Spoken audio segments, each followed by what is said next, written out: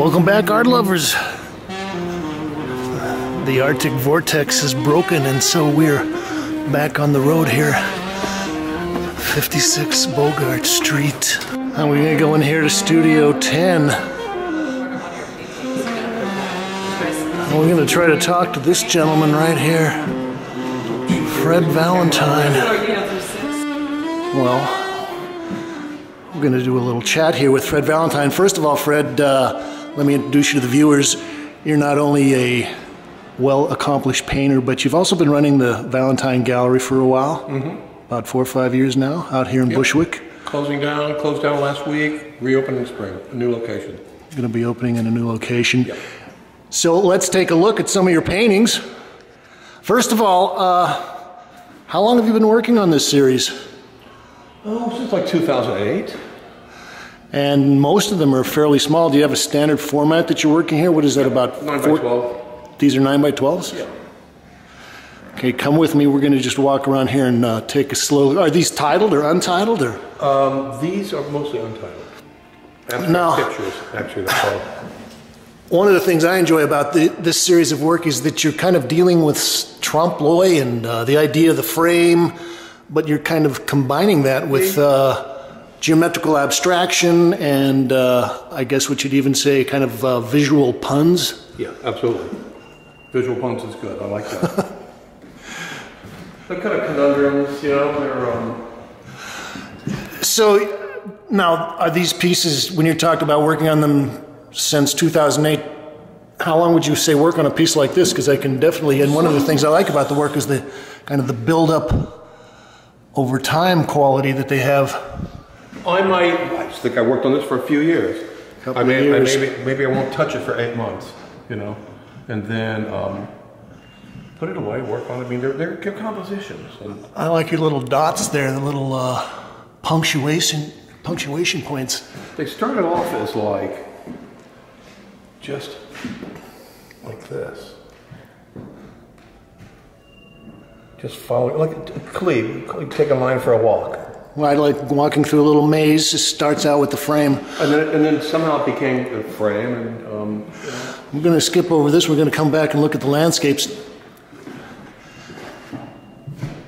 Why don't you talk a little bit about some of your background here? Now, I know that you were from, was it Cleveland? Columbus. But you studied in Chicago? Studied in Chicago, and there's a definite nod to Chicago images and Harry Hu in these paintings, for sure. I wanted to somehow, well, it's sort of the Grandfather Mountain thing. I mean, the Grandfather Mountain. Well, I'm kind of like paying homage to painters from the past, images from the past, you know, without being too specific about it. Now this is a larger piece here. What is this, about 4 by 6? Yeah, I like a 4 by 6 quite a bit. And these are all oil. Yep.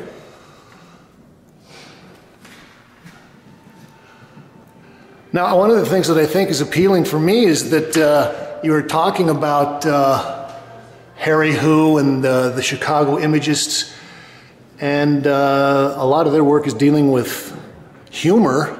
Yes. And I think that for me, one of the intriguing aspects is kind of combining this very doctrinaire kind of intellectual constructivist abstraction, but you're playing a lot of visual games and different kinds of kind of mischievous tricks. I like that too. I know that Don't make me do all the work here, Fred. I know the series of paintings or a painting is working well if it's the first thing I think about in the morning. I'm going, oh yeah, I can get back to it, you know. And you've got a wonderful touch there with the oil paint and great palette. But you know, they do just enough, I think. They're poetic prompts of some kind. This does have a title. It's called Beyond the Red Tree. And this is a little smaller than the rest of them. But here again, you've got the very nice limited palette, just mostly earth tones and off-whites. And I kind of want to. the facture is very important. The what? The facture, the surface, the pedimenti.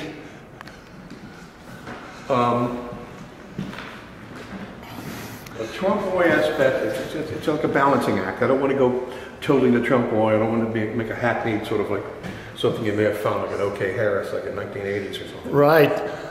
And you want to make sure that these are paintings and people know they're paintings. Yes. But you know, it's less about painting per se than it is about making something out of paint. Making something out of paint. That's pretty much what it is. It's not about the discourse of these days. That's an interesting thought. Well, now we're going to look at some of the landscape pieces. And I was actually intrigued with these when I came in. I guess it was a week or two ago. I missed the opening, but in certain ways that's better because I can see the work without mobs of people around.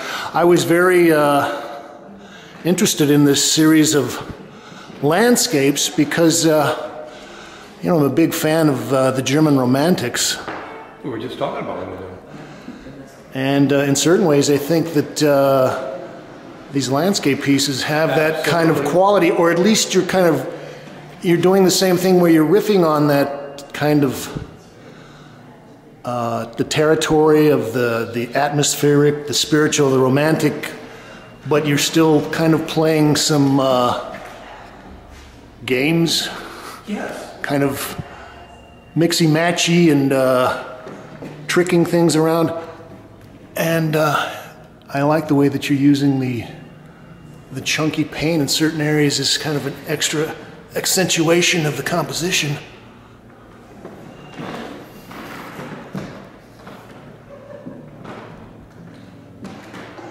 Now, are you familiar with the German Expressionists or the German Romantics? I was particularly thinking of Arnold Buckland, I think is his name. There was a woman here just half hour ago speaking. This is another one I like. Isn't that amazing? She was referencing the same Buckland painter. Arnold Buckland was a famous German. Did a wonderful painting of the Island of the Dead, I think it was. We were just somebody brought that up looking at that painting. I think we'll wrap up looking at this one, which is another beautiful piece. You know, and it not only references the kind of the German Romantics, but also some of the early American modernists like Arthur Dove, I was thinking. I thought Arthur Dove and these. This, for some reason, that's a beautiful piece. Comes to mind. Yeah, it does have that kind of eerie spatial quality. I really had to keep myself. I don't want to say surreal, but it does kind of evoke a certain emotion. Okay, Fred, does the show have a title? Just Toward Grandfather Mountain. Toward Grandfather Mountain. Yes, sir. Oh, is that because you're going to be a grandfather soon? No, I'm not. Okay. Well, thanks, Fred Valentine, and tell us where's the new Valentine Gallery going to be at? 581 Woodward. 581 Woodward. Tiny in focus, smaller space. Okay. Tiny in focus. It'll be good. Here at Studio 10 in the 56 Bogart Building.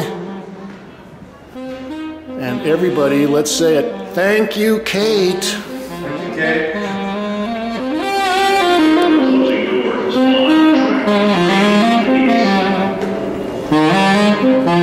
Thank you.